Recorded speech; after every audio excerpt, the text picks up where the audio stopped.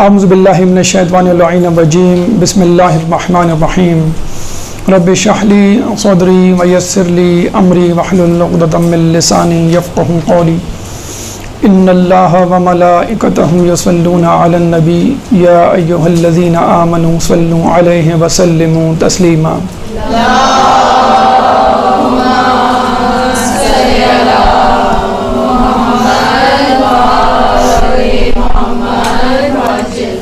سب سے پہلے تو آپ تمام لوگوں کو 13 رجب مولود کعبہ بہت بہت مبارک ہو، اور ہم سب مومنین و مومنات کی طرف سے زمانے کے امام کے حضور ہدیہ تبریک پیش کرتے ہیں، اور اللہ تعالیٰ سے دعا ہے کہ ہمیں اس مبارک موقع کی سعادتیں سمیٹنے اور اس مبارک موقع کے جو پیغامات ہیں انہیں حاصل کرنے، سمجھنے اور اس پہ عمل کرنے کی توفیق عطا فرمائے۔ چنانچہ تاریخ کی مناسبت سے چونکہ آج 13 رجب ہے، ولادت علی کے پیغامات ہمارا موضوع، یا 13 رجب کے 18 پیغامات، کیونکہ ہم کم و بیش 18 پیغامات آپ کے لیے منتخب کر کے لائے ہیں۔ ہو سکتا ہے اس سے زیادہ پیغامات موجود ہوں اور یقیناً ہوں گے، لیکن دامن وقت کو دیکھتے ہوئے اتنے پیغامات انشاءاللہ ہم کوشش کریں گے آپ تک پہنچانے کی، اور اللہ تعالیٰ سے دعا کریں گے کہ ہمیں ان پیغامات کو سمجھنے کی، اس پہ عمل کرنے کی توفیق عطا فرمائے۔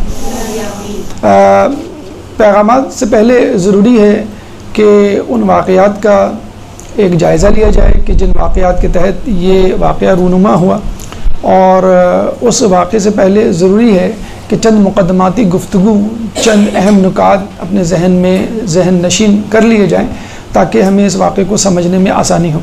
پھر انشاءاللہ اگر ہمارے پاس وقت ہوا تو ہم ان اشکالات اور ان اعتراضات کا جائزہ لیں گے کہ جو اس واقعے کے مناسبت سے ہمارے اوپر کیے گئے، اور اس کے جوابات انشاءاللہ حاصل کرنے کی کوشش کریں گے۔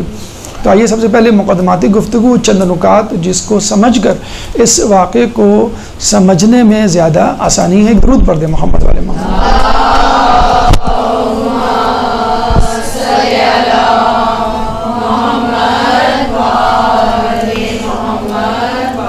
دیکھیے، اللہ تعالیٰ نے اس دنیا میں انسانوں کو پیدا کرنے سے پہلے انسانوں کے ہادی کا انتظام کیا۔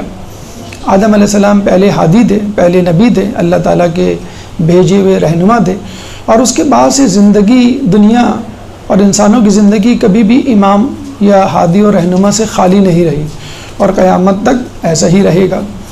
چنانچہ اللہ تعالیٰ نے اپنے ہادیوں کو چند اوصاف سے متصف کیا، اور ان کے اندر ایسی خصوصیات رکھی جو ان کو ممیز کرے عام لوگوں سے، اور جہاں بہت ساری خصوصیات ہیں وہاں پر علم اور معجزہ دو اہم ترین خصوصیات ہیں کہ جن کے حامل انبیاء ہمیں دوسروں سے بالکل مختلف نظر آتے ہیں۔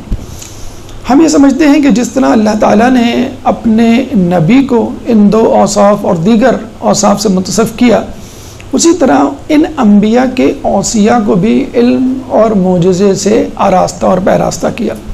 کم و بیش یہی نظریہ اہل تسنن کے درمیان بھی پایا جاتا ہے، لیکن تھوڑے سے فرق کے ساتھ، اور وہ یہ کہ وہ یہ سمجھتے ہیں کہ جن علوم اور جن معجزات سے نبی پاک کو متصف کیا، اسی طرح ان علوم اور معجزات سے اصحاب رسول کو آراستہ کیا، پیراستہ کیا، اور اس کے بعد دیگر افراد اس میں شامل ہو جاتے ہیں۔ ہم یہ کہتے ہیں کہ رسول اللہ کے پاس وہ تمام معجزات موجود تھے جو اس سے پہلے انبیاء کے ہاتھوں میں موجود تھے، اور اگر نبی سے وہ معجزات سرزد نہیں ہوئے تو پھر نبی کے اوصیاء، یا اگر ہوئے بھی تو اس جیسے معجزات نبی کے اوصیاء یعنی ان کے معصوم جانشینوں کے پاس موجود تھے۔ بس ہم میں اور دوسروں میں فرق یہ ہے کہ ہم رسول اللہ کی صفات کی جانشینی میں معصومین کو گردانتے ہیں، جبکہ دیگر افراد غیر معصوم کو۔ اب تیسری اہم بات وہ یہ کہ سوال یہ پیدا ہوتا ہے کہ اللہ تعالیٰ اپنے ہادی و رہنما کو یا اپنے منتخب شدہ افراد کو معجزات سے کیوں نوازتا ہے؟ علم، تقوی، عبادت، سخاوت، شجاعت، یہ بہت ساری صفات ہیں جو ایک انسان میں، ایک ہیرو میں، ایک لیڈر میں، ایک رہنما میں ہونی چاہیے، لیکن معجزات کیوں؟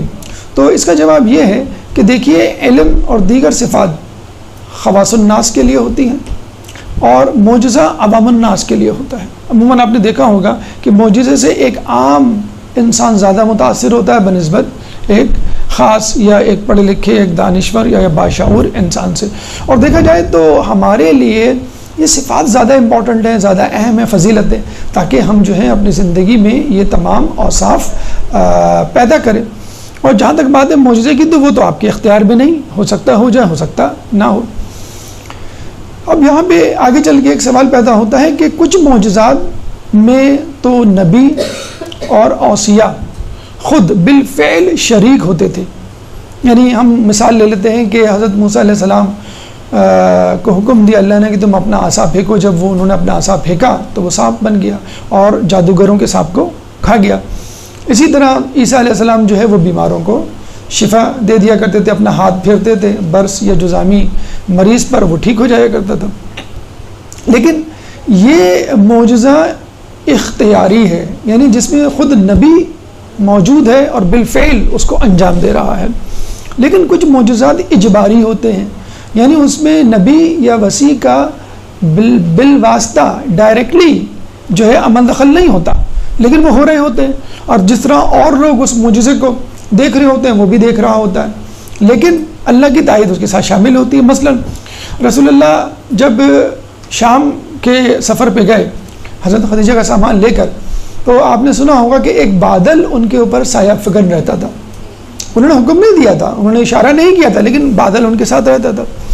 اس کے بعد ہم دیکھتے ہیں کہ جہاں سے وہ گزرتے تھے تو درخت ان کے لیے جھک جایا کرتے تھے، ان کے ادب و احترام میں پتھر جھک جایا کرتے تھے.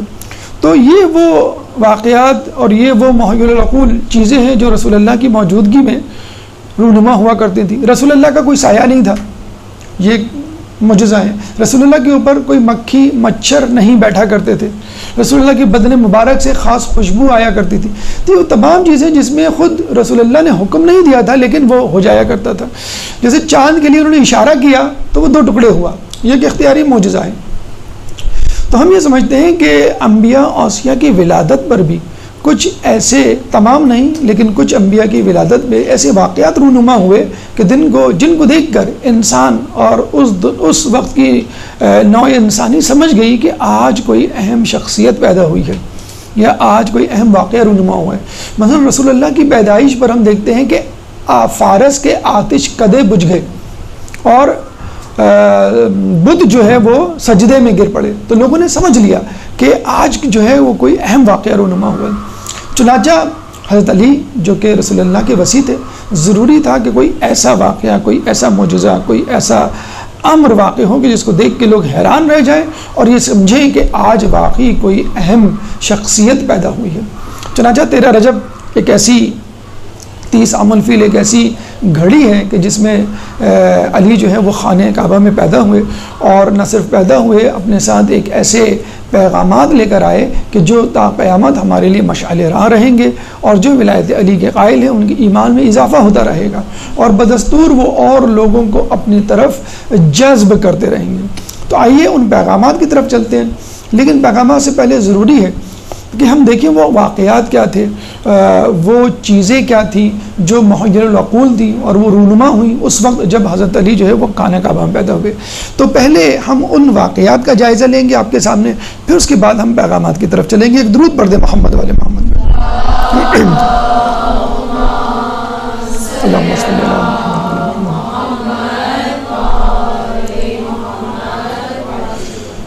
واقعے کی تفصیل سے پہلے سبب حمل کیا تھا، اس کی تفصیل ابن شہر عاشوب، جن کا نام ہے محمد بن علی شہر عاشوب، انہوں نے اپنی کتاب مناقب آل ابو طالب میں لکھی ہے، جس کا ترجمہ مجمع الفضائل کے نام سے سید حسن ظفر سید المفسرین قرآن نے لکھا ہے. اور وہ یہ کہتے ہیں کہ ایک دفعہ رسول اللہ کھجور کھا رہے تھے تو اس کھجور سے عنبر اور مشک کی خوشبو آ رہی تھی، اور جناب فاطمہ بنت اسد جنہوں نے رسول اللہ کو اپنے بچے کی طرح، بیٹے کی طرح پالا تھا، وہ ان کو خوشبو اتنی اچھی لگی کہ انہوں نے کہا کہ رسول اللہ مجھے بھی ایک کھجور دیجیے. تو رسول نے کہا کہ میں ایک شرط پہ آپ کو کھجور دوں گا کہ جب آپ شہادتین کا کلمہ اپنی زبان پر جاری کریں گی۔ انہوں نے کہا کہ میں اس کے لیے تیار ہوں۔ تو رسول اللہ نے ان کو کلمہ پڑھوایا، لا الہ الا اللہ و انی محمد الرسول اللہ، اور انہوں نے یہ کہہ کر جو ہے وہ کھجور تناول فرمائی۔ اس کے بعد انہوں نے کہا کہ یا رسول اللہ ایک کھجور اور دے دیجئے، میں چاہتی ہوں کہ میں اپنے شوہر نامدار حضرت ابو طالب کو بھی یہ کھجور کھلاؤں۔ آپ نے دیکھا ہوگا جب بھی ہم کہیں کھانا کھانے جاتے ہیں یا نیاز ملتی ہے ہمیں تو ہمارا جی چاہتا ہے کہ ہم اپنے گھر والوں کے لیے بھی لے لیں کہ بڑی اچھی نیاز، بڑا اچھا کھانا۔ تو انہوں نے کہا کہ میں اپنے شوہر نامدار حضرت ابو طالب کو بھی کھلانا چاہتی ہوں۔ تو رسول اللہ نے کہا کہ ان کے لیے بھی یہی شرط ہے کہ جب وہ شہادتین اپنے کلمہ اپنی زبان پہ جاری کریں تو آپ ان کو یہ کھجور کھلا سکتی ہیں۔ انہوں نے کہا میں وعدہ کرتی ہوں ان سے بھی میں یہ کلمہ پڑھواؤں گی، اگر کلمہ پڑھا تو ان کو یہ کھجور دوں گی۔ جب وہ گھر آتی ہے تو وہ کھجور دکھلاتی بھی نہیں ہے حضرت ابو طالب کو، ان کو خوشبو آتی ہے مشک و عنبر کی، اور وہ کہتے ہیں کیا تمہارے پاس مشک و عنبر ہے؟ تو کہتی ہے میرے پاس مشک و عنبر تو نہیں، لیکن ایک ایسی چیز ہے جس میں سے مشک و عنبر کی خوشبو آ رہی ہے۔ انہوں نے کہا مجھے دکھاؤ، تو انہوں نے دکھائی، وہ کھجور تھی، اور یہ کہا کہ یہ کھجور میں نے کھائی ہے اور میں یہ کھجور رسول اللہ سے آپ کے لیے لے کر آئی ہوں، لیکن ایک شرط ہے کہ آپ کلمہ شہادتین اپنی زبان پہ جاری کریں گے۔ وہ فوراً اس کے لیے راضی ہوں گے، لا الہ الا اللہ و انی محمد الرسول اللہ، لا الہ الا اللہ کہ کوئی خدا نہیں سوائے اللہ کے، و انی بے شک میں گواہی دیتا ہوں کہ محمد اس کے رسول ہیں۔ اور انہوں نے وہ کھجور کھائی کہ ان دونوں کے کھجور کھانے کے بعد حضرت علی کا حمل ٹھہرا، اور کہتے ہیں کہ یہ بالکل ویسے ہی مماثل شے ہے، واقعہ ہے، چیز ہے کہ جب ہم دیکھتے ہیں رسول اللہ معراج پر گئے تھے، انہوں نے جنت کا سیب کھایا تھا، اور اس کے بعد جناب فاطمہ کا حمل ٹھہرا، اور رسول اللہ اکثر یہ کہا کرتے تھے جب بھی میں اپنی بیٹی فاطمہ کو گلے لگاتا ہوں تو مجھے جنت کے میووں کی خوشبو آتی ہے۔ تو یہ سبب حمل تھا جو ابن شہر عاشوب نے اپنی کتاب میں لکھا۔ اب ہم چلتے ہیں اس واقعے کی طرف کہ جو 13 رجب کو 30 عام الفیل کو جو ہے وہ رونما ہوا۔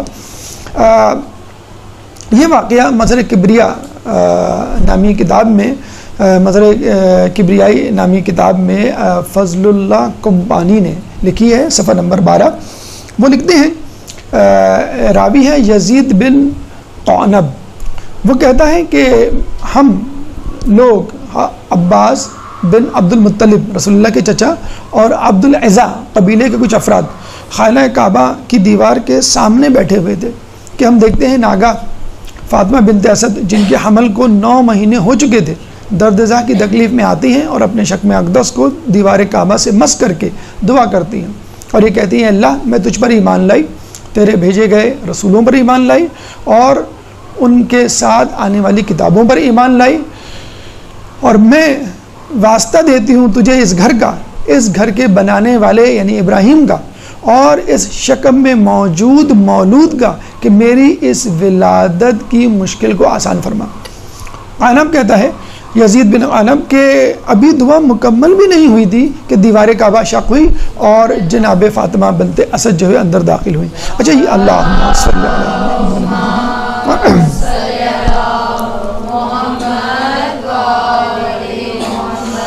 اچھا یہ بھی ایک عجیب بات ہے کہ دیوار کعبہ بالکل اس جگہ سے شق ہوئی جو بالمقابل تھا خانہ کعبہ کے دروازے کے، یعنی مثلا خانہ کعبہ کا دروازہ یہ ہے تو دیوار کعبہ یہاں سے شق ہوئی، یعنی گویا اللہ تعالیٰ یہ بتلانا چاہ رہا تھا کہ یہ خیال نہ کرنا کہ فاطمہ بنت اسد حرم میں کعبہ میں آئی تھی، دروازہ کھلا ہوا تھا یا دروازہ کھول کے اندر داخل ہو گئی، خانہ کعبہ میں وہ آئی نہیں تھی، بلائی گئی تھی، اور ان کے لیے ایک اسپیشل دروازہ جو ہے وہ بنایا گیا تھا خصوصی طور پہ۔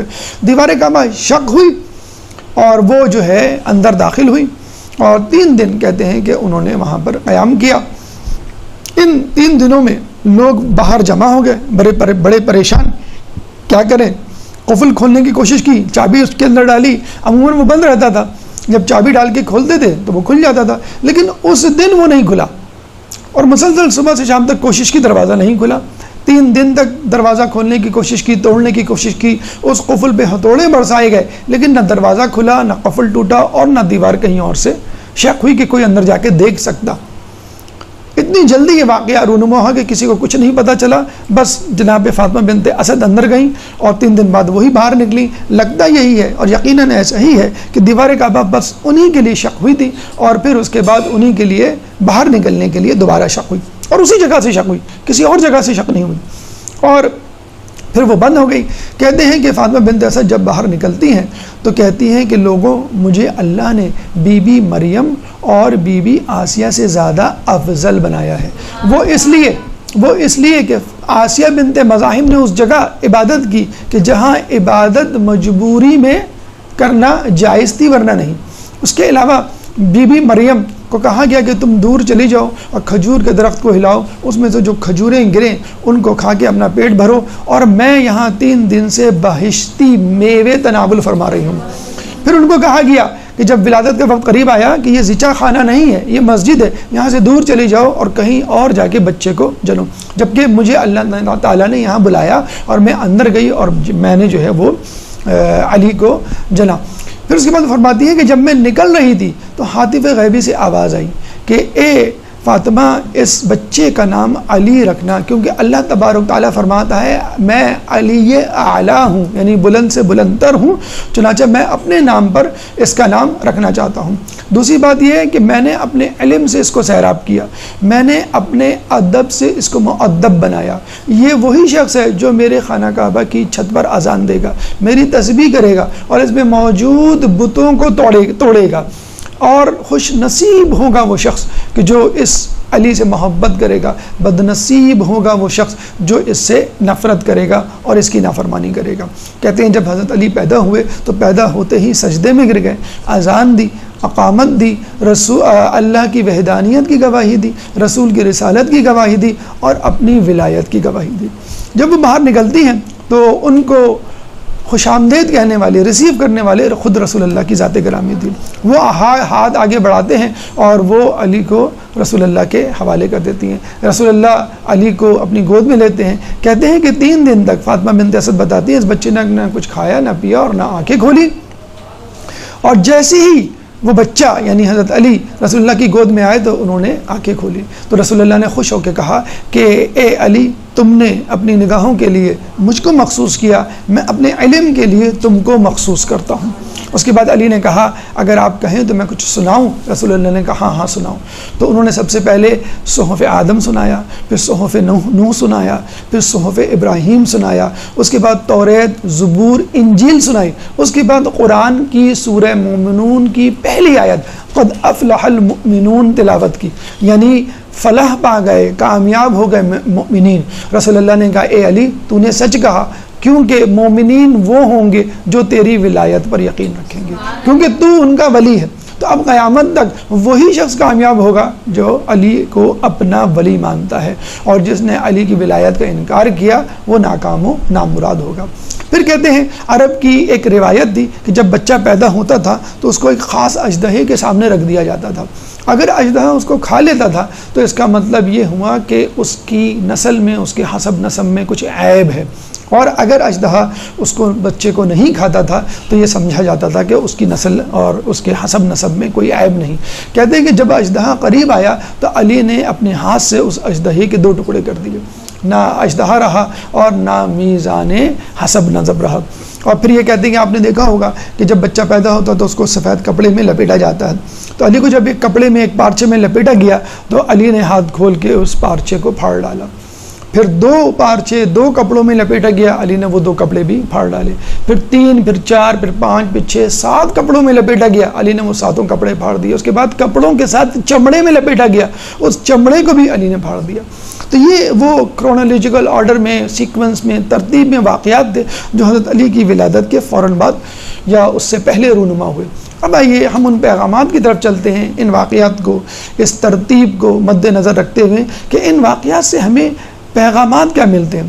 دیکھیے مومن کی نگاہ عبرت کی نگاہ ہوتی ہے، وہ ہر چیز سے، ہر امر سے، ہر کام سے، ہر واقعے سے کوئی نہ کوئی سبق لیتا ہے، اور اگر واقعہ ولادت امیر المومنین ہو تو کیا ہی کہنے۔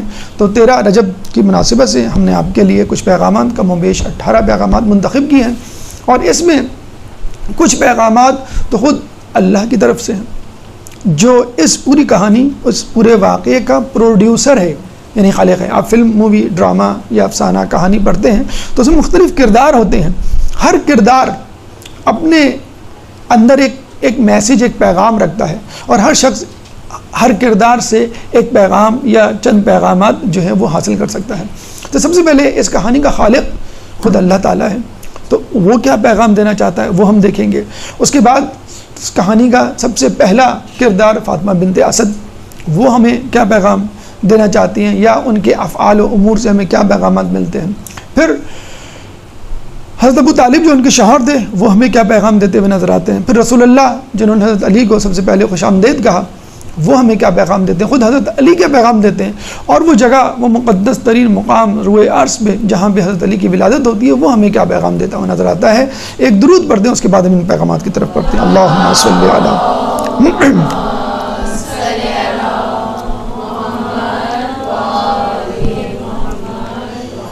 دیکھیے اس کہانی، اس واقعے، اس معجزے کا جو خالق ہے وہ خالق کائنات ہے، یعنی اللہ تعالیٰ۔ تو اللہ ہمیں اس موقع پہ 13 رجب پہ کیا پیغام دیتا ہوا نظر آتا ہے؟ دو پیغامات اللہ تعالیٰ ہمیں دیتا ہوا نظر آتا ہے۔ سب سے پہلی بات کہ یہ الہی منصوبہ تھا، یعنی اللہ تعالیٰ بتانا چاہ رہا ہے کہ یہ سب کچھ پری پلان تھا، اس کو اتفاق نہ سمجھو، یہ ایک سوچے سمجھے منصوبے کے تحت عمل میں آیا۔ یعنی ہم دیکھتے ہیں کہ دیکھیے عورت جب حمل سے ہوتی ہے، پورے دن سے ہوتی ہے، وہ گھر میں بیٹھی ہوتی ہے، محدود ہوتی ہے، لوگ اس کو درخت کے نیچے، سائے کے نیچے، اندھیرے میں اور پتہ نہیں کیا کیا تہمات وابستہ ہوتے ہیں اس کے نکلنے سے، کتنا ریسٹرکٹ کرتے ہیں۔ اگر حمل کے دن پورے ہونے پہ درز زہ ہوا تھا، ان کو لیبر پین ہوئے تھے، تو ان کو چاہیے تھا ہاسپٹل جاتی، زچہ خانہ جاتی، اپنے رشتہ دار کے گھر جاتی، یا کسی کو بتلاتی۔ وہ کہاں گئی؟ خانہ کعبہ، کہ جہاں کہا گیا ہے وہ مسجد ہے، سب سے مقدس مسجد ہے، سب سے مقدس سجدہ کرنے کی جگہ ہے، کہ نجاست کی حالت میں وہاں رہنا جائز نہیں ہے، اور ولادت کے بعد نجاست کے مرحلے یا ایام شروع ہو جاتے ہیں، لیکن وہ وہاں گئی۔ اس کے بعد آپ نے دیکھا ہوگا عورت حاملہ نہ بھی ہو تو مردوں کے ہجوم سے گھبراتی ہے، لیکن وہ مردوں کے ہجوم میں عبدالعزا قبیلے کے لوگ بیٹھے ہوئے ہیں، عباس عبد المطلب بیٹھے ہوئے ہیں، اور دیگر افراد اپنے جاننے والے بھی بیٹھے ہیں اور غیر بھی بیٹھے ہیں، لیکن وہ وہاں جاتی ہیں۔ اچھا جاتی بھی ہیں تو اوروں کی طرح کچھ دور رہ کر عبادت نہیں کرتی، بالکل اس سے چمٹ جاتی ہیں، شکم اقدس کو اس کو اس سے مس کرتی ہیں، اور پھر دعا مانگتی ہیں ایسے موقع پر کہ جس میں آرام کرنا چاہیے، اور پھر دعا مانگتی ہیں اللہ تعالیٰ سے کہ میری ولادت کو آسان کر، یعنی گویا وہ چاہ رہی تھی اور اللہ تعالیٰ ان کو اس طرف لے کے آ رہا تھا کہ تمہاری ولادت جو ہے، اس بچے کی ولادت اس خانہ کعبہ میں۔ اچھا جب وہ دعا کرتی ہیں تو دعا کرنے سے پہلے دیوار کعبہ شق مکمل ہونے سے پہلے دیوار کعبہ شق، دروازہ نہیں کھلتا، بلکہ بالکل دروازے کے قریب کی جگہ نہیں، بالکل بالمقابل جگہ، کہ بالکل واضح طور پر قیامت تک کسی کو شک نہ ہو کہ فاطمہ بنت اسد دروازے سے داخل ہوئی، عام طریقے سے داخل ہوئی، جس طرح اور لوگ داخل ہوتے ہیں بس وہ بھی داخل ہو گئے، نہیں، ان کے لیے خاص دروازہ کھلا اور پھر وہ بند بھی ہو گیا، نہ کسی کے لیے کھلا تھا اور نہ کسی کے لیے کھلے گا۔ اچھا پھر 3 دن آپ دیکھیں کہ وہ دروازہ عام طور پہ تو کھل جاتا ہے چابی سے، لیکن اس دن نہیں کھلا، دوسرے دن نہیں کھلا، تیسرے دن نہیں کھلا، اور لوگ پریشان۔ اچھا سب لوگ پریشان، نہیں پریشان تو فاطمہ بنت اسد، نہیں پریشان تو رسول اللہ نہیں پریشان، نہیں پریشان تو سب سے بڑے اہم شخصیت کے حامل فرد حضرت ابو طالب جو شوہر ہیں، اس کو سب سے زیادہ، جسے کہتے ہیں کہ پریشان ہونا چاہیے کہ بھئی آپ جو ہے کچھ کوشش کریں، گھومیں پھریں اور دیکھیں، ڈھونڈیں کہ فاطمہ بنت اسد آپ کی زوجہ کہاں گئی، لیکن نہیں۔ اس کا مطلب کیا ہوا؟ یہ ایک پری پلان الہی منصوبہ تھا کہ جس میں فاطمہ بنت اسد، جس میں رسول اللہ، حضرت ابو طالب اور حضرت علی شامل تھے، اور ان کو اسرار الہی سے واقفیت تھی کہ کیا ہونے جا رہا ہے اور کیا ہوگا، اور اگر کوئی واقف نہیں تھا تو غیر افراد شامل نہیں تھے۔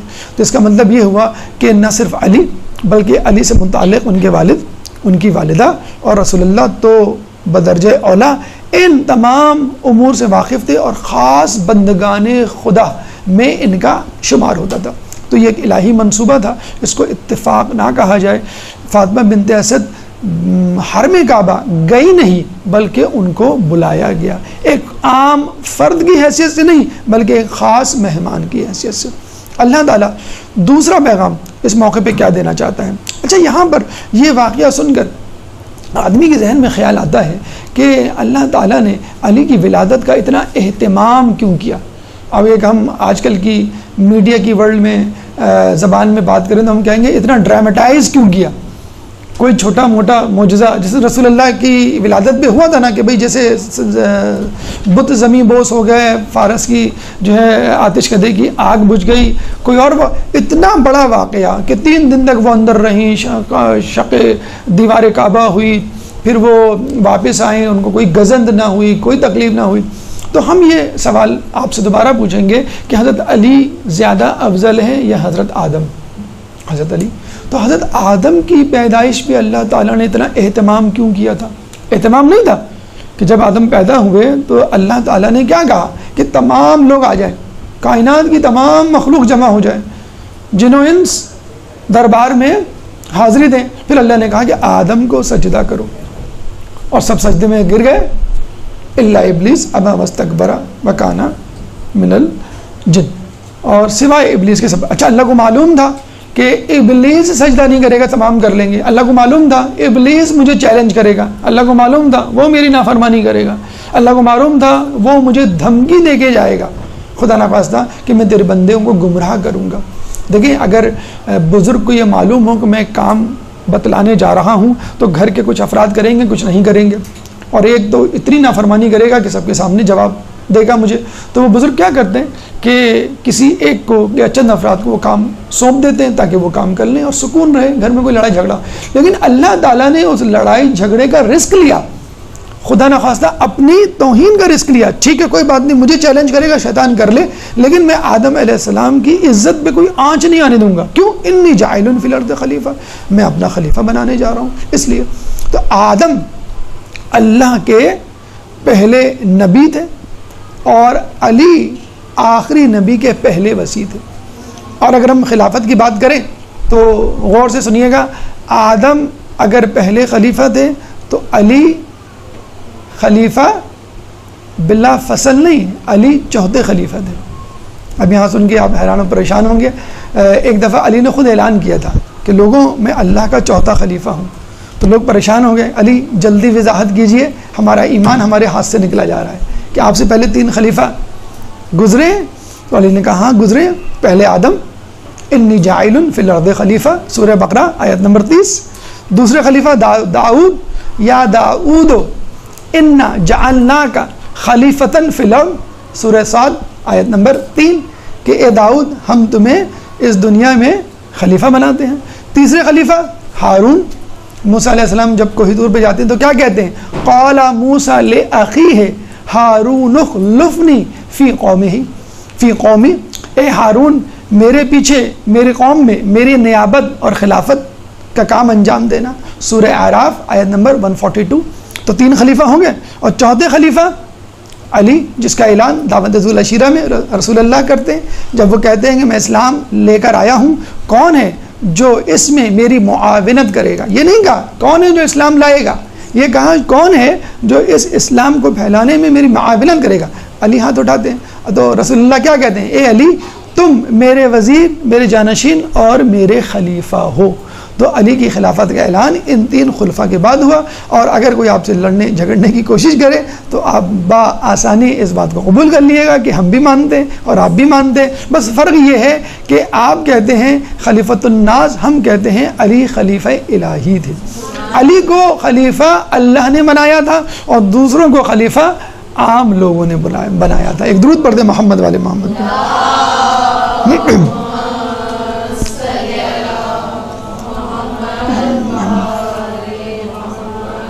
یہ 2 پیغامات جو ہمیں خدا کی طرف سے ملتے ہیں. اب آئیے وہ کیا پیغامات ہیں جو فاطمہ بنت اسد بحیثیت ایک کردار کے اس واقعے میں ہمیں دیتی ہوئی نظر آتی ہیں. پہلا پیغام، جب فاطمہ بنت اسد کہتی ہیں، واسطہ دیتی ہیں اس بیت اللہ کا، اس بیت اللہ کے بنانے والے معمار یعنی حضرت ابراہیم علیہ السلام کا، اور شکم مادر میں موجود مولود کا، کیا کہتی ہیں؟ میری ولادت کو آسان بنا. تو اس کا مطلب کیا ہوا کہ امام کا ظہور نہیں ہوتا بلکہ امام کی ولادت ہوتی ہے. جو لوگوں نے آج ایک مشہور غلط عقیدہ کیا ہوا ہے، تو اس سے یہ عقیدہ ہماری سماعتوں کو پہنچتا ہے کہ ولادت امام سے مخصوص ہے، نہ کہ ان کا ظہور ہونا. دوسرا اہم نقطہ، دوسرا پیغام جو فاطمہ بنت اسد ہمیں پہنچاتی ہیں وہ ہے ایمان فاطمہ. جس طرح حضرت ابو طالب کے ایمان پر جھگڑا ہوا، نزاع ہوا، اختلاف ہوا، اس طرح فاطمہ بنت اسد کے ایمان پر بھی۔ تو پہلی بات تو یہ کہ جب وہ کھجور کھاتی ہیں، کھجور سے پہلے شہادتین کا کلمہ جاری کرتی ہیں اپنی زبان مبارک پہ، تو ہمیں اسی وقت پتہ چل جانا چاہیے کہ آپ با ایمان تھیں۔ اگر نہیں بھی تھیں تو اس کلمے کے بعد ہو گئی، فرض کر لیجئے۔ اس کے بعد جب وہ دعا کرتی ہیں تو دعا کے پہلے الفاظ کیا ہیں؟ حمد و ثنا۔ کیا حمد و ثنا؟ اے اللہ میں تجھ پر ایمان لاتی ہوں، میں تیرے رسولوں پر ایمان لاتی ہوں اور تیری بھیجی گئی کتابوں پر ایمان لاتی ہوں۔ تو اگر وہ بت پرستی کرتی ہوتی تو لات و عزا سے اپنی منت، اپنی مراد اور اپنی احتیاج مانگتی۔ پھر ہم دیکھتے ہیں جب فاطمہ بنت اسد کا انتقال ہوتا ہے تو رسول اللہ اپنا پیرہن ان کو کفن کے لیے دیتے ہیں اور ان کی نماز جنازہ پڑھاتے ہیں، پھر ان کی قبر میں لیٹ کر اٹھتے ہیں تاکہ ان کو فشار خون نہ ہو، پھر ان کو تلقین کرتے ہیں۔ تو یہ تین نکات، تین دلائل کافی ہیں یہ بتلانے کے لیے کہ فاطمہ بنت اسد جو ہیں وہ با ایمان تھی۔ تیسرا پیغام کہ وہ توسل کرتی ہیں۔ کیا کہتی ہیں؟ اس بیت کے واسطے، اس بیت کے بنانے والے حضرت ابراہیم علیہ السلام کے واسطے اور شب کے مادر میں موجود مولود کے واسطے میری ولادت کو آسان کر۔ تو یہ توسل کرنا بتلا رہا ہے کہ خانہ کعبہ کی دیوار کے سامنے کھڑے ہو کر بھی توسل کیا جا سکتا ہے، کہ ضروری نہیں کہ خانہ کعبہ سے آپ دور ہوں تو توسل کریں۔ خانہ کعبہ کی دیوار کے سامنے علی سے توسل کرنا عین سنت مادر علی ہے، علی کی ماں کی سنت ہے۔ تو جب علی کی ماں علی کا توسل کیے بغیر اپنی دعا قبول نہیں کروا سکتی تو علی کے چاہنے والے علی کا توسل یا ایک عام انسان علی کا توسل کیے بغیر اپنی دعا کیسے قبول کروا سکتا ہے؟ تو توسل کے حوالے سے ہمیشہ یاد رکھیے کہ ائمہ سے توسل، علی سے توسل، انبیاء سے توسل کوئی غلط بات نہیں۔ اگر کوئی اٹھتے بیٹھتے یا علی کا ورد کرتا ہے تو اس میں برا منانے کی بات نہیں، معیوب سمجھنے کی بات نہیں۔ کہتے ہیں آیت اللہ خوئی کا یہ انداز زندگی تھا کہ وہ اٹھتے بیٹھتے یا علی کہا کرتے تھے۔ تو ایک دفعہ وہ کسی محفل میں گئے، وہاں بیٹھنے لگے تو لوگ وہاں موجود تھے، کہنے لگے یا علی کہتے، وہ بیٹھے تو کچھ لوگ وہاں جو موجود تھے انہوں نے تھوڑا سا برا منایا، تو ایک ان کے دوست نے ان کو چپ کرانے کی کوشش کی اور یہ کہا کہ غالباً ان کا مقصد علی سے اللہ ہے۔ کیوں؟ اللہ تعالی فہو العلی الاعلی، کہ اللہ تعالی یعنی بلند ہے اور وہ بلند سے بلند تر ہے، تو اس سے یا علی سے مراد اللہ ہے۔ تو کہتے ہیں کہ جب محفل برخاست ہوئی آیت اللہ کوئی اٹھے اور اٹھتے ہوئے کہا یا علی ابن ابی طالب، بتانے کے لیے کہ میں علی سے مراد اللہ نہیں لے رہا ہوں، علی ابن ابی طالب لے رہا ہوں۔ تو جب ان سے استفسار کیا گیا تو انہوں نے کہا کہ دیکھو اللہ تعالیٰ سورہ مائدہ آیت نمبر 35 میں فرماتا ہے یا ایھا الذین آمنوا اتقوا اللہ وابتغوا الیہ الوسیلہ۔ اللہ کیا فرماتا ہے؟ یا ایھا الذین آمنوا اتقوا اللہ، اے لوگوں جو ایمان لائے ہو اللہ سے ڈرو، وابتغوا الیہ الوسیلہ، اور اس تک پہنچنے کے لیے وسیلہ اختیار کرو۔ دیکھیں اللہ تعالیٰ اگر صرف یہ کہہ دیتا یا ایھا الذین آمنوا اتقوا اللہ، اے لوگوں جو ایمان لائے ہو تقوی اختیار کرو، تو تقوی اختیار کرنے میں گناہوں سے بچنا بھی آ گیا اور نیکیاں کرنا بھی آ گئی، بس آپ کی مکمل ہو گئی زندگی، اب آپ کو کسی اور چیز کی ضرورت ہے نہیں بظاہر۔ لیکن پھر بھی اللہ کہہ رہا ہے کہ دیکھو نیکیاں کرنے کے بعد، گناہوں سے بچنے کے بعد یہ نہ سمجھ لینا کہ میں تمہیں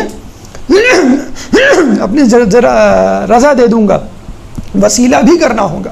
اور یہاں جہاں نیکیوں کے ساتھ وسیلہ ضروری ہے وہاں وسیلے کے ساتھ نیکیاں بھی ضروری ہے۔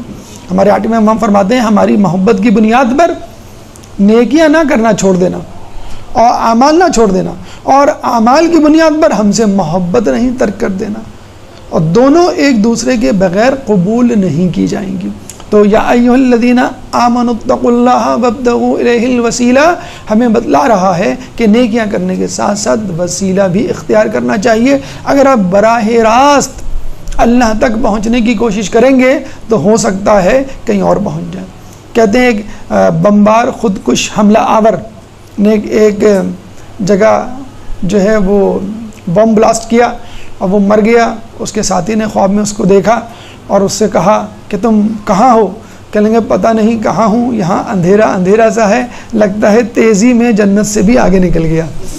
تو علی کو اور ائمہ کو بائی پاس کر کے ہو سکتا ہے آپ کہیں اور نہ پہنچیں اور جنت سے بھی جو ہے وہ آگے نکل جائے. تو وسیلہ ضروری ہے. جس طرح فاطمہ بنت اسد علی کی ماں نے وسیلہ کیا, ہمیں بھی کرنا چاہیے. اس کے بعد ہم اب تک یہ جھگڑا نمٹاتے ہوئے آئے ہیں کہ کون افضل, بی بی مریم یا بی بی فاطمہ بنت محمد. یہاں بی بی فاطمہ بنت اسد یعنی جناب فاطمہ کی ساس, حضرت علی کی والدہ, جن کو ہم معصوم بھی نہیں گردانتے, مطلب جو 14 معصومین ہیں اس میں وہ شامل نہیں ہیں, اور وہ کہتی ہیں, باقاعدہ اعلان کرتی ہیں, میں مریم اور آسیہ سے بہتر ہوں. اور اس کی وجہ بھی بتلاتی ہیں کہ آسیہ کو بلایا نہیں بلکہ موجود تھی تو ان کو بھیج دیا گیا کچھ دنوں کے لیے, جبکہ مجھے تو بلایا گیا اور اندر بلایا گیا, بٹھایا گیا. اور یہ کہتے ہیں کہ ان کے قیام کے دوران ولادت میں ان کی مدد کرنے کے لیے کون بنایا؟ Bibi Hawa, Bibi Asiya, Bibi Sarah, Bibi Maryam اور حوران جنت. یہ میڈیکل اسٹاف ہمیں یا تو علی کی ولادت پہ نظر آتا ہے یا فاطمہ الزہرا کی ولادت پہ نظر آتا ہے. ایک درود پڑھ دیں محمد والے محمد.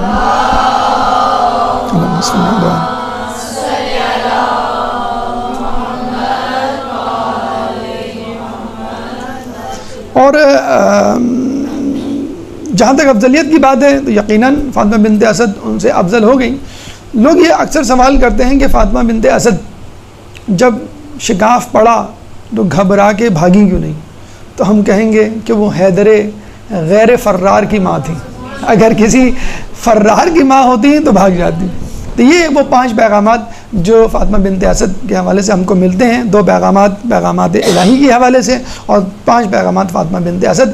اب ہم چلتے ہیں کہ جب وہ باہر نکلتی ہیں اور رسول اللہ ان کو ریسیو کرتے ہیں اور جب خبر حضرت ابو طالب تک پہنچتی ہے تو کیا ہوتا ہے. دیکھیں شوہر تھے, ان کو سب سے زیادہ فکر ہونی چاہیے تھی. مغرب میں تو ابھی آپ نے سنا ہوگا فیس بک کے بانی مارک زکربرگ نے پیٹرنٹی لیو لی تھی. بھئی آپ کیوں لیو پہ جا رہے ہیں؟ کہ نہیں میری بیوی جو ہے وہ پریگننٹ ہے. تو ان سے کہا کہ بھئی وہ پریگننٹ ہے, آپ تو نہیں کہیں گے نہیں مجھے اس کی دیکھ بھال کرنی ہے. تو مغرب میں تو آج کل یہ رول چلا ہے, میٹرنٹی لیو بہت دور کی بات, پیٹرنٹی لیو بھی ہونی چاہیے. تو حضرت ابو طالب کو کم از کم اس کہانی میں کہیں نظر تو آنا چاہیے. ان کی اضطراب, ان کی پریشانی تو بہت دور کی بات, وہ کہیں نظر ہی نہیں آتے. تو اس کا مطلب کیا ہوا؟ حضرت ابو طالب بالکل کول اینڈ ریلیکس, ٹھنڈے جیسے بیٹھے ہوئے تھے, بالکل اسی طرح جس طرح ان کے والد گرامی ٹھنڈے کول ریلیکس بیٹھے ہوئے تھے. کب؟ جب اسی کعبہ کو تباہ کرنے ابرہہ کا لشکر آیا تھا. کیا کہا تھا انہوں نے جب گئے تھے اپنے اونٹ مانگنے کے لیے؟ بالکل کول ریلیکس ہو کہ میرے اونٹ دے دو. تو انہوں نے کہا کہ عجیب آدمی ہو, قریش مکہ کے سردار ہو اور مجھ سے اتنی چھوٹی بات کرنے آئے ہو. میں تو سمجھا تھا کہ بیت اللہ کی حفاظت کی ضمانت لینے آئے ہوگے. انہوں نے کہا کہ دیکھو میں اونٹ کا مالک ہوں, مجھے اونٹوں کی فکر ہے. بیت اللہ کا مالک اللہ ہے, وہ خود اس کی فکر کر لے گا. تو بس جو توکل ان کو تھا یہی توکل ابو طالب کو تھا. ان کو معلوم ہے فاطمہ بنت اسد گئی ہے تو وہ کسی اور کے ساتھ نہیں, علی کے ساتھ گئی ہے, تو اس کو کوئی تکلیف نہیں پہنچا سکتا. اور جب وہ آئے گی تو بحفظ حفاظت آ جائے گی. تو حضرت ابو طالب فاطمہ بنت اسد کی طرح, علی کی طرح, رسول اللہ کی طرح اس پری پلان منصوبے میں, اس منصوبہ الہی میں شریک تھے اور اسرار الہی سے واقف تھے. یہی سے حضرت ابو طالب کا ایمان بھی ثابت ہوتا ہوا نظر آتا ہے. پہلے تو آپ نے سنا ہوگا کہ انہوں نے اپنا جب خطبہ نکاح پڑھا تو الحمدللہ رب العالمین سے پڑھا کہ ہم فقط اس کے لیے کہ جو تمام عالمین کا رب ہے. پھر ہم دیکھتے ہیں جب وہ کھجور کھاتے ہیں تو فاطمہ بنت اسد کی طرح کلمہ شہادتین اپنی زبان میں جاری کرتے ہیں. اور پھر دوسری بات یہ ہے کہ جب فاطمہ بنت اسد کا ایمان ثابت ہو گیا تو مجھے بتلائیے فاطمہ بنت اسد مومنہ ہوتے ہوئے کسی کافر کی زوجیت میں کیسے رہ سکتی ہیں؟ تو حضرت ابو طالب کا ایمان بھی ثابت ہو گیا. آگے چلتے ہیں کہ ان کو لینے کے لیے, ریسیو کرنے کے لیے کون آئے؟ رسول اللہ. تو 2 پیغامات ہم نے پیغامات الہی کے حوالے سے پڑھے, 5 پیغامات ہم نے فاطمہ بنت اسد, 7 پیغامات, 2 پیغامات حضرت ابو طالب, 9 پیغامات. اب رسول اللہ کے حوالے سے ہمیں کیا پیغام ملتے ہیں؟ دیکھیں جب فاطمہ بنت اسد واپس آتی ہیں تو حضرت رسول اللہ ان سے یہ نہیں پوچھتے خیریت سب ٹھیک ہے. ہم ہاسپٹل جاتے ہیں کیا کہتے ہیں؟ زچہ بچہ ٹھیک ہے, ماں کو تب پرابلم تو نہیں ہے, بچے کچھ ہوتا نہیں, بچہ انکیوبیٹر میں تو نہیں. آج کل تو ہر بچے کو انکیوبیٹر میں ڈال دیا جاتا ہے, ہر ماں کا سیزر ہوتا ہے, تو دونوں ہی جو ہے وہ خطرے میں ہوتے ہیں. تو وہ پوچھتے نہیں ہیں کسی کی بھی حالت پر, کہتے ہیں کہ علی کو میری گود میں دے دو. اس کا مطلب کیا ہوا؟ ان کو اس منصوبے سے مکمل آگاہی تھی, ان کو کانفیڈنس میں لے لیا گیا تھا ابو طالب کو، فاطمہ بنت اسد کو، رسول اللہ کو تو بدرجہ اولا لیا، سب کو کانفیڈنس میں لیا ہوگا کہ گھبرانے کی ضرورت نہیں ہے، علی کو کعبے ہی میں پیدا ہونا ہے. جیسے ہمارے یہاں رجسٹریشن کے لیے ہاسپٹل میں نام لکھواتے ہیں نا، تو آپ کو کہیں بھی رجسٹریشن وغیرہ کی ضرورت نہیں ہے، آپ بالکل مطمئن رہے. جو علی اللہ کے دین کی حفاظت کے لیے سر دھڑ کی بازی لگا دے تو اللہ تعالیٰ اس کی پیدائش پہ سر دھڑ کی بازی جو ہے وہ کیوں نہ لگا دے. بہرحال تو رسول اللہ جب لیتے ہیں تو اس کا مطلب ہے رسول اللہ کا جو پہلا پیغام ہمیں ملتا ہے، رسول اللہ اس منصوبہ الہی میں شامل تھے. جب وہ لیتے ہیں اور علی آنکھ کھولتے ہیں تو علی کی زیارت کا تحفہ، ہم جاتے ہیں نا زیارت کے لیے تو ہم تحفے لے کر آتے ہیں، کچھ مادی تحفے ہوتے ہیں، کچھ معنوی تحفے ہوتے ہیں. تو اللہ کا رسول علی کو ایک تحفہ دیتا ہوا نظر آتا ہے. کیا تحفہ؟ کہ تم نے اپنی نظر کے لیے میرا انتخاب کیا، میں اپنے علم کے لیے تمہارا انتخاب کرتا ہوں. یعنی مطلب کیا ہوا کہنے کا؟ اب کوئی یہ دعویٰ نہ کرے کہ میں نے رسول سے علم حاصل کیا ہے اور علی سے زیادہ ہے. علم حاصل کیا ہوگا لیکن علی سے زیادہ نہیں، کیونکہ رسول نے خود کہہ دیا کہ میں اپنے علم کا تمہارے لیے انتخاب کرتا ہوں. اگر اب کسی کو علم ملے گا تو تمہارے وسیلے سے وہ مجھ سے علم حاصل کرے گا. انا مدینۃ العلم وعلی بابھا. اگر کوئی مجھ سے علم حاصل کرنے آئے تو وہ دروازے سے آئے، میں علم کا شہر ہوں، علی اس کا دروازہ. اگر کوئی دیوار پھلانگ کے، کوئی چھت توڑ کر اندر داخل ہوگا تو علم تو حاصل کر لے گا لیکن وہ طالب علم نہیں، چور کہلائے گا. ایک درود پڑھ دے محمد والے محمد.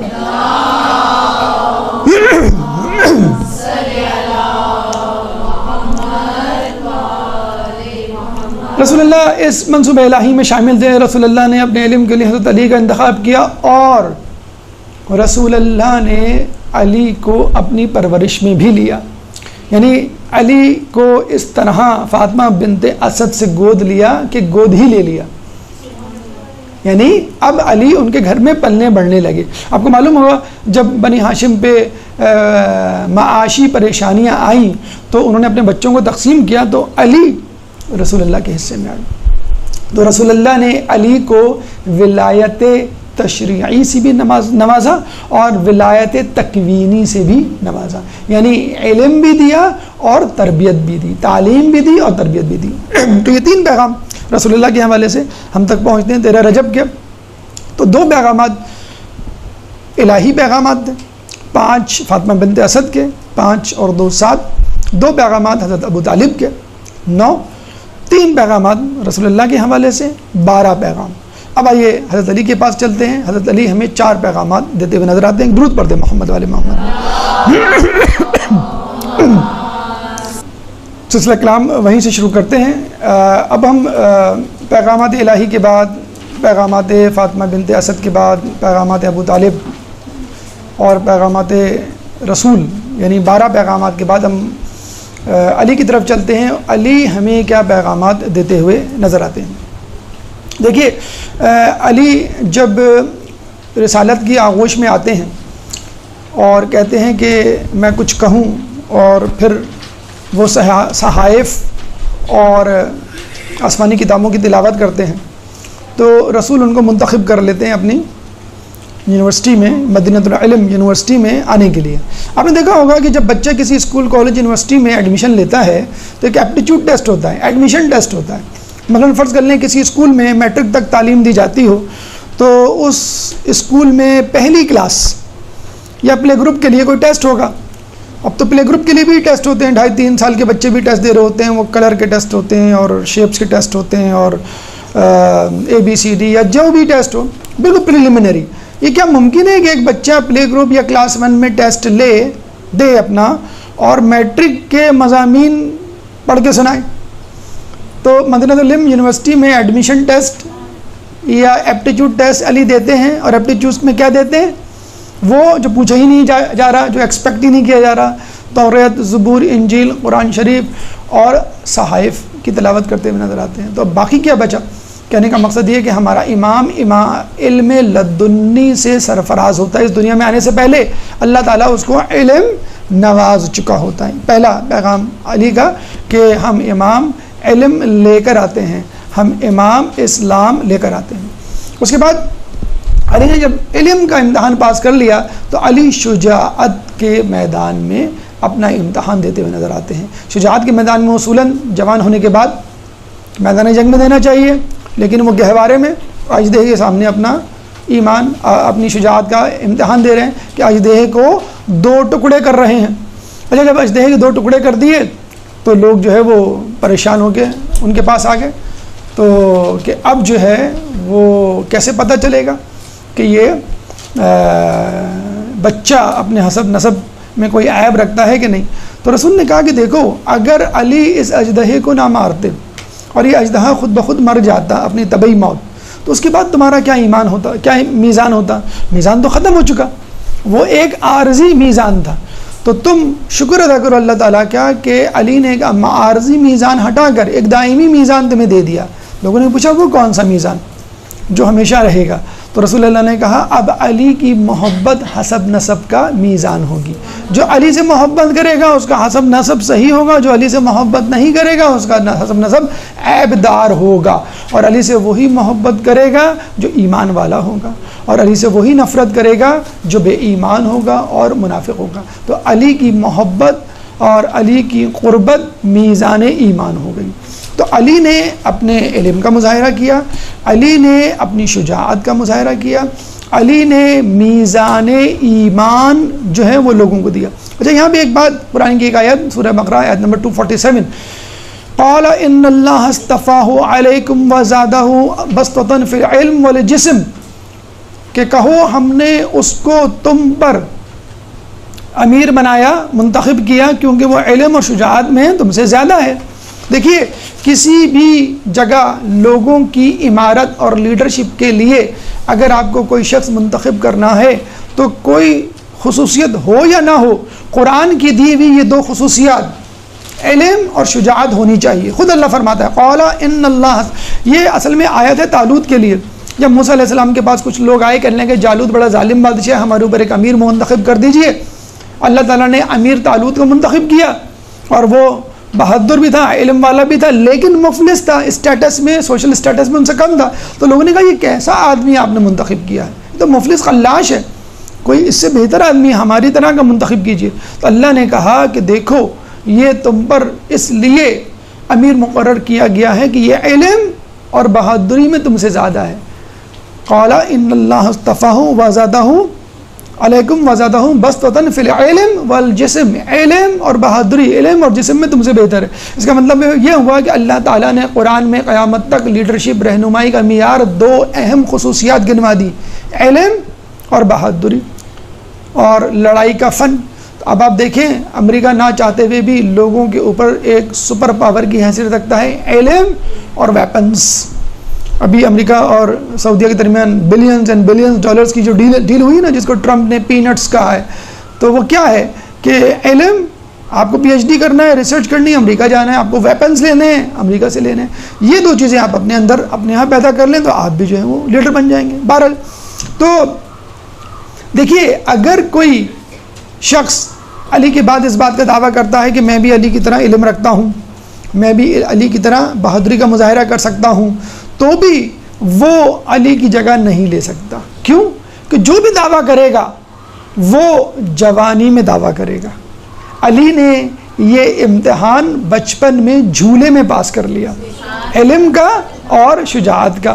اگر کوئی پاس کرے گا بھی تو بچپن سے وہ شمشیر زنی سیکھے گا، تیر اندازی سیکھے گا، کھائے پیے گا، میں پہلوان بنے گا، علم حاصل کرے گا، پھر علم و شجاعت کے جسے کہتے ہیں کہ آسمان پر پتہ نہیں کب پہنچے، 20 سال کی عمر میں، 30 سال یا 40 سال، اور علی 3 دن کے ہیں اور یہ دونوں امتحان پاس کرتے ہوئے نظر آتے ہیں۔ تو علی نے علم کا امتحان پاس کیا، اور پیدائشی عالم نہیں علیم، جن کو پڑھایا نہ گیا ہو، علم لدنی کے حامل، شجیع، بچپن سے ہی شجیع، اژدہے سے نہیں ڈرے۔ تیسرا میزان ایمان، انہوں نے میزان ایمان دے دیا کہ اب اژدہا نہیں، کوئی اور توہم پرستی نہیں، میری محبت میزان ہوگی۔ ایک اور دلچسپ نقطہ جو ہم پڑھتے ہیں، علماء فرماتے ہیں کہ جب ان کو کپڑے میں لپیٹا گیا تو انہوں نے کپڑا پھاڑ دیا، شجاعت کی وجہ سے نہیں، شجاعت کا مظاہرہ نہیں، بتلانے کے لیے کہ دیکھو عبادت کیسے کی جاتی ہے۔ عبادت کے دوران ہاتھوں کو کھلا رکھنا چاہیے، باندھنا نہیں چاہیے۔ اور اللہ تعالیٰ خود سورہ نور آیت نمبر 41 میں فرماتا ہے کہ الم تر ان اللہ من فی السماوات والارض والطیر صافات، الم تر ان اللہ، کیا تم دیکھتے نہیں ہو، من فی السماوات والارض، جو کچھ زمین اور آسمانوں میں ہے، یسبح لہ من فی السماوات والارض، تسبیح کر رہے ہیں اس کی جو کچھ زمین اور آسمان میں ہیں، والطیر صافات، اور پرندے بھی اپنے پر پھیلائے ہوئے۔ جس طرح ہم وضو کے لیے ہمیں سورہ مائدہ کی آیت نمبر 6 ملتی ہے، وَامْسَحُوا بِرُؤُوسِكُمْ وَأَرْجُلَكُمْ، کہ مسح کرو سر کا پیر کا، اسی طرح ہاتھ کھول کے نماز پڑھنے کی علت ہمیں قرآن کی اس آیت سورہ نور آیت نمبر 41 سے ملتی ہے۔ تو یہ 4 پیغامات علی کے ہمارے سامنے، 2 پیغامات الہی، 5 پیغامات فاطمہ بنت اسد، 2 پیغامات آپ کے شوہر حضرت ابو طالب، 4 پیغامات رسول اللہ کے 12، اور اس کے بعد 4 پیغامات علی کے 16۔ اب 2 پیغام رہتے ہیں، اور وہ ہیں خانہ کعبہ، جو ایک خاموش تصویر بنائے ابھی تک کھڑا ہے، اور وہ کیا کہنا چاہتا ہے، اس کے کیا احساسات، کیا جذبات ہیں، آپ سنیے۔ ایک درود پڑھ دیں محمد والے محمد۔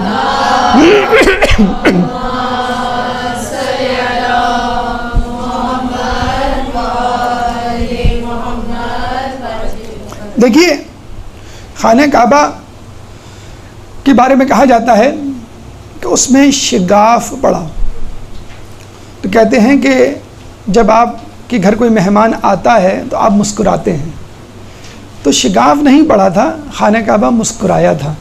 جب مسکراتے ہیں تو ہونٹ کھل جاتے ہیں، تو دیواریں بھی کھل گئیں، شگاف پڑ گیا، تو جب مہمان کو ریسیو کرنا تھا، اس لیے خانہ کعبہ جو مسکرایا تھا۔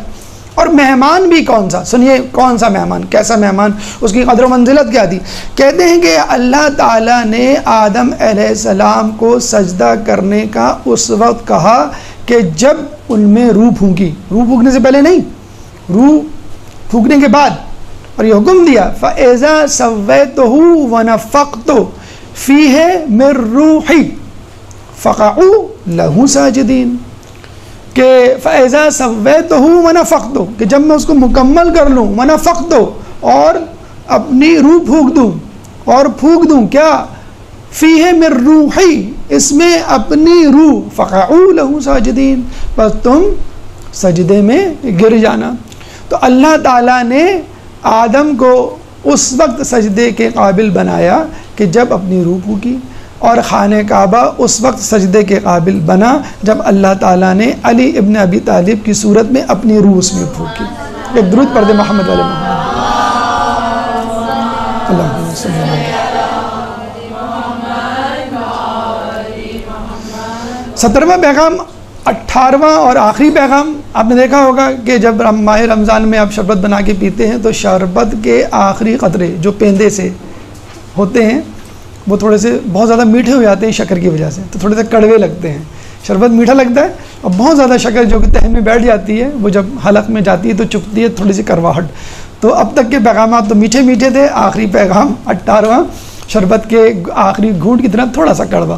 دیکھیے، علی کی ابتدائے زندگی خانہ کعبہ میں، ابتدائے زندگی کی ابتدا کہاں ہوئی؟ خانہ کعبہ میں، اور علی کی انتہائی زندگی کا مسجد کوفہ میں۔ تو علی کی ابتدا، علی کا آغاز مسجد، علی کا اختتام مسجد، اور پھر علی کی پوری زندگی، عام حالات تو چھوڑیے، مشکل سے مشکل حالات میں بھی نماز کی فکر۔ جنگ صفین میں عین ظہر کے وقت آسمان کی طرف سر بلند کر کے دیکھ رہے ہیں کہ نماز ظہر کا وقت ہوا کہ نہیں ہوا۔ ابن عباس نے کہا اس حالت جنگ میں نماز، تو آپ نے کہا اسی نماز کے لیے تو جنگ کر رہا ہوں۔ تو اسی نماز کے لیے پیدا ہوئے، اسی نماز کے لیے جنگ کی، اور اسی نماز کے لیے انہوں نے جان دی۔ تو علی کا چاہنے والا اگر یہ چاہتا ہے کہ میں علی کے پیچھے چلوں تو اس کو یہ سمجھ لینا چاہیے کہ علی کا راستہ مسجد پہ ختم ہوتا ہے، تو ہمارا راستہ، ہماری منزل جو ہے، راستے کا اختتام اور منزل مسجد ہونی چاہیے، اور صبح شام ہمارا مقصد اور مدعا اور ہماری احتیاج ہماری نمازیں ہونی چاہیے۔ نماز وہ بھی اول وقت والی نماز۔ مولا فرماتے ہیں مجھے جنت میں جانے سے زیادہ مسجد میں جانے میں مزہ آتا ہے، کیونکہ جنت میں جانے میں میری مرضی ہے اور مسجد میں جانے میں اللہ کی مرضی ہے۔ تو علی کا چاہنے والا جو پیغامات حاصل کرتا ہے، اب تک جو گفتگو وہ عقائد کے اعتبار سے ہوئی، اور آخری بات کہ نماز علی کے چاہنے والوں کو اپنے ذہن میں رکھنی ہے. میسر نہیں کسی کو یہ سعادت بکعبہ ولادت بمسجد شہادت. درود پڑھ دے محمد والے محمد میں.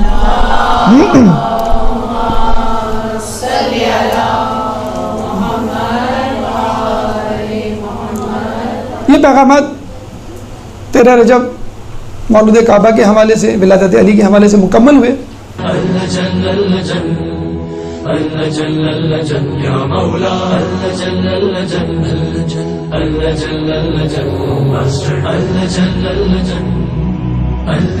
يا صاحب السماء